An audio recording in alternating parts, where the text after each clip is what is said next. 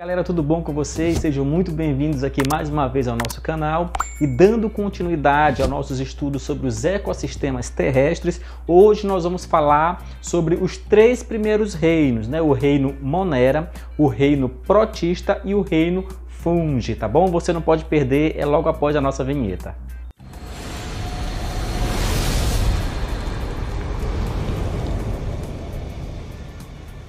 Então, galera, para começar esse assunto sobre os reinos, eu quero relembrar com vocês alguns conteúdos lá do sexto ano para poder a gente começar a introduzir melhor esse assunto com vocês, tá certo? Primeiramente, eu queria lembrar a vocês o conceito de célula.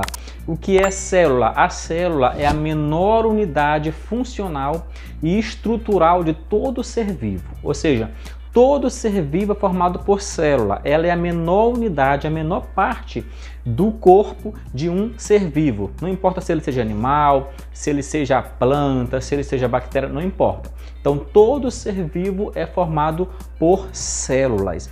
Essas células, elas podem ser eucariontes ou procariontes. O que significa isso? Imagine que uma célula seja um ovo, por exemplo.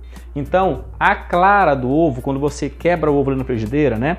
Você começa a fritar, a clara seria o citoplasma da célula. E a gema, aquela gema fica bem no meio, seria o núcleo dessa célula. Então, uma célula eucarionte é justamente isso, é uma célula que ela possui um núcleo bem definido, separado do citoplasma. Observe que se você não quebrar a gema, não cortar a gema, ela vai ficar separadinha da clara, ela não vai se misturar com a clara. Por quê? Porque ao redor da gema existe uma pequena membrana, né? Que nós chamamos de membrana nuclear. Para que serve essa membrana? Justamente para separar o citoplasma do núcleo.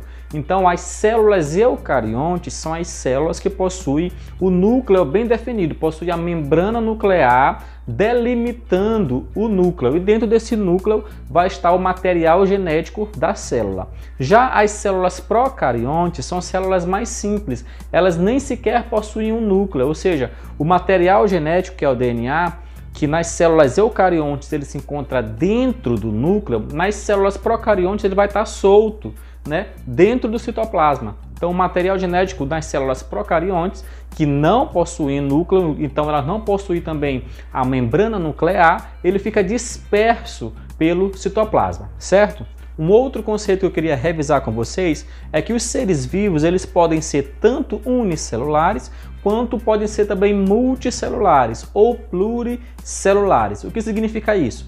Um ser vivo unicelular significa que ele é formado por apenas uma única célula. Uni é um, né? Então, um ser vivo unicelular é formado por uma única célula. E um ser vivo multicelular é formado por várias células. E geralmente são milhões, bilhões ou até trilhões de células. E por fim, eu queria revisar com vocês os conceitos de seres autótrofos e de seres heterotróficos, que vocês também viram lá no sexto ano. E o que significa então seres vivos autótrofos? São seres vivos que têm a capacidade de produzir o seu próprio alimento, como por exemplo as plantas, né? As plantas elas não vão para a feira fazer as compras do mês e elas não vão lá para a cozinha, né, cozinhar, elas não fazem isso. As plantas elas produzem o seu próprio alimento através de uma reação química chamada de fotossíntese. Então, a fotossíntese ela utiliza a água que é absorvida pela planta através das raízes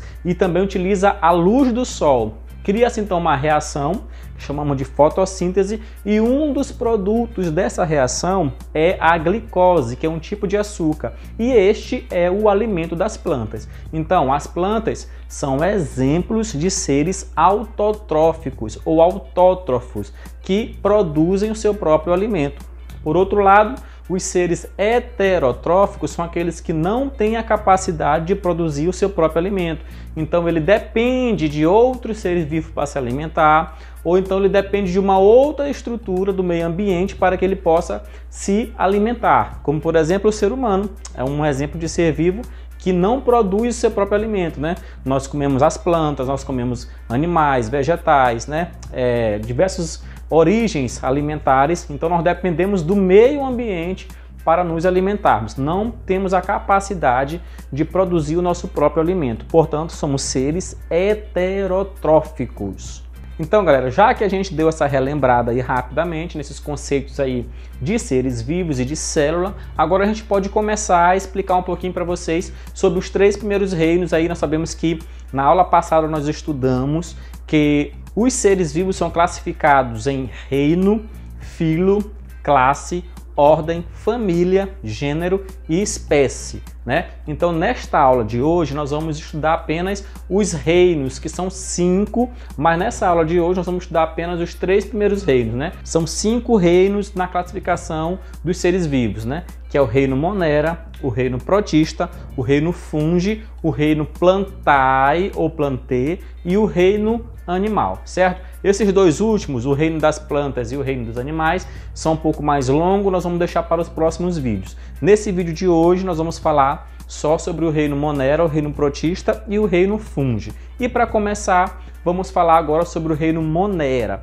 O reino Monera, ele é o reino que engloba os seres mais primitivos da face da Terra, né? Que são as bactérias. As bactérias, elas são os seres vivos mais simples, muito pouca complexidade na sua formação. Elas também são unicelulares, ou seja, o corpo das bactérias é formado por apenas uma célula. Então, um indivíduo unicelular é porque todo o corpo dele é formado por apenas uma célula. Então, as bactérias são bem simples, mas embora as bactérias estejam entre os seres vivos mais simples e também os menores, porque você sabia que uma bactéria ela mede menos que 1 micrômetro. O que é 1 micrômetro? É 1 milímetro dividido por 1000 partes, né? Por 1000 vezes. Então, se você pegar 1 milímetro e dividir por 1000 pedacinhos, uma bactéria ainda mede menor do que um desses pedacinhos, que é 1 micrômetro, né? 1 milésimo de 1 milímetro. Então, são os menores seres vivos, são os mais simples. As suas células são procariontes, que são as células mais simples, né? Que são os primeiros fósseis encontrados, são de organismos procariontes, mais de 3 bilhões de anos atrás. Então, a bactéria é o principal ser vivo do reino Monera. No reino Monera, ele engloba as bactérias e também as cianobactérias, que são as algas azuis, né? Então, quais são as características deste reino, do reino Monera?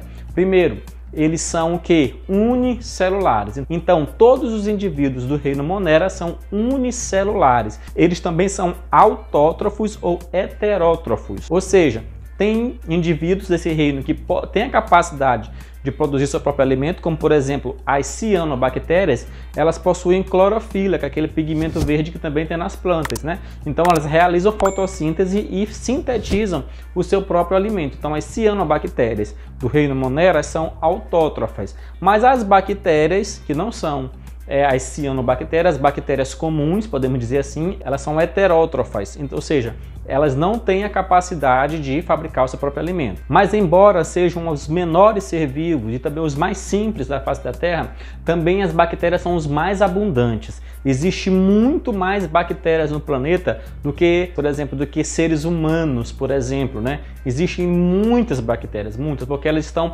presentes praticamente em todos os ambientes do planeta. Elas estão presentes no solo, elas estão presentes na água doce, elas estão presentes na água salgada, no ar, em todos os lugares mais inóspitos do planeta nós vamos encontrar bactérias. Então elas são o ser vivo mais abundante do planeta, em um número infinitamente superior à quantidade de seres humanos no planeta. Embora também muitas bactérias são consideradas como vilãs, né, para nós, os seres humanos, e também para outros seres vivos, nem todas as bactérias fazem mal para o ser humano. Muitas bactérias participam, por exemplo, do processo de decomposição, que é um processo em que elas fazem um bem enorme para o meio ambiente. Algumas bactérias também são utilizadas para fazer vinho, vinagre, né? E nem todas elas são ruins. No entanto, algumas bactérias têm a capacidade de provocar doenças nos seres humanos, né? Então as bactérias são tão abundantes que elas existem até dentro dos corpos dos seres vivos. Como nós mesmos, nós temos bactérias dentro do nosso intestino, dentro do nosso sistema digestivo, em todos os lugares que você possa imaginar tem bactéria. As bactérias decompositoras permitem a decomposição da matéria orgânica morta, colaborando na reciclagem de diversos elementos. Mas algumas bactérias são parasitas e podem causar doenças em outros seres vivos. Mas doenças causadas por bactérias será um assunto dos nossos próximos vídeos. Vamos falar agora sobre o reino protista. O reino protista é um dos reinos dos seres vivos que é caracterizado por seres eucariontes. A maioria deles são unicelulares, mas também tem indivíduos pluricelulares ou multicelulares, e também eles podem ser tanto autótrofos quanto heterótrofos. Então, quais são os principais seres vivos representantes deste reino? Nós temos os protozoários. Os protozoários são seres vivos unicelulares que se alimentam também de outros seres vivos. Então eles são heterótrofos, certo? Mas também nós temos as algas, que fazem parte também do reino protista, e as algas elas já são o quê? Autótrofas, ou seja, elas realizam fotossíntese no ambiente aquático, então elas são autótrofas. Então, dentro do reino protista, os principais representantes são os protozoários e as algas, né? Tanto um quanto o outro são eucariontes, ou seja, as suas células elas possuem a membrana nuclear e o núcleo bem definido, né? Então são eucariontes, mas eles podem ser unicelulares, como os protozoários, ou então pode ser também multicelulares, como algumas algas e alguns outros seres vivos, sendo que os mais importantes são o protozoário e as algas. Os protozoários são seres vivos unicelulares e eucariontes, com uma estrutura que garante seu funcionamento realizando as mesmas tarefas básicas que um animal, como respiração, digestão, excreção e em alguns até uma primitiva coordenação. Eles podem apresentar uma grande variedade de formas e ocupam principalmente os ambientes úmidos ou no interior de outros organismos. Muitos deles também são parasitas e podem causar doenças, mas nós também deixaremos para falar sobre as doenças causadas por protozoários nos nossos próximos vídeos. Já as algas são organismos autótrofos, porque elas possuem a clorofila, que é aquele pigmento verde, né, que é responsável por realizar a fotossíntese. Então, mesmo em ambiente aquático, elas realizam sim a fotossíntese e produzem o seu próprio alimento. Por algum tempo, essas algas aquáticas elas foram classificadas como do reino vegetal, né, pela semelhança com as células vegetais. Mas como são organismos mais simples e não possuem tecidos organizados, foram classificados dentro do reino protista. As algas são fundamentais para a biosfera, porque elas constituem a base da cadeia alimentar aquática e realizam a maior parte da fotossíntese do planeta. Muitas delas também são utilizadas como alimento para o ser humano, pois apresentam alto teor de vitaminas, sais minerais e proteínas. Agora vamos falar sobre o reino fungi. O reino fungi é representado por organismos eucariontes, a maioria é pluricelular, mas também tem alguns representantes unicelulares, e eles são encontrados nos mais diversos tipos de ambientes também. O reino fungi engloba todos os fungos, como por exemplo, os cogumelos, os mofos, as orelhas de pau, os líquens, dentre outros. Todos eles são heterotróficos, ou seja, eles não têm a capacidade de produzir o seu próprio alimento.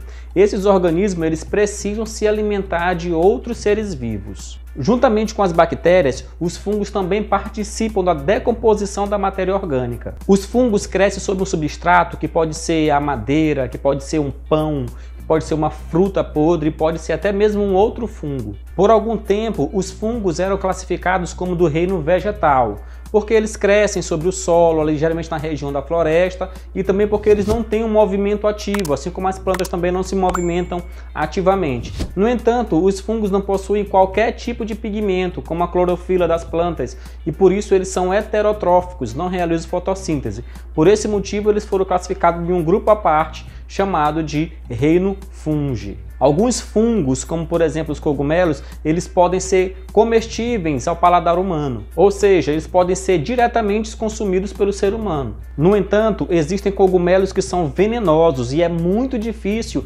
diferenciá-los dos demais. Algumas leveduras do reino fungi são utilizadas na produção de medicamentos, de alimentos e também de outros produtos. Pois bem, pessoal, então eu decidi falar sobre esses três reinos nesse vídeo em separado, porque o reino Monera, o reino protista e o reino fungi, eles possuem características específicas. Então eles não são nem plantas e nem animais. É muito comum a gente confundir, como por exemplo o cogumelo, como eu falei, que ser uma planta, ou então uma bactéria ser um tipo de animal, né? Uma vez eu perguntei para o aluno qual era o menor animal que ele conhecia, e ele falou uma bactéria, né? Sendo que a bactéria não é animal. Então esses três reinos, eles possuem características muito específicas, e por isso não são classificados nem em reino animal, nem em reino vegetal. É bem verdade que a classificação dos seres vivos ela já mudou bastante. Antigamente só existia esses dois reinos mesmo, o reino animal e o reino vegetal. Mas ao passar do tempo, os cientistas foram pesquisando e vendo que as características desses indivíduos eram diferentes das características dos indivíduos do reino animal ou do reino vegetal, e por isso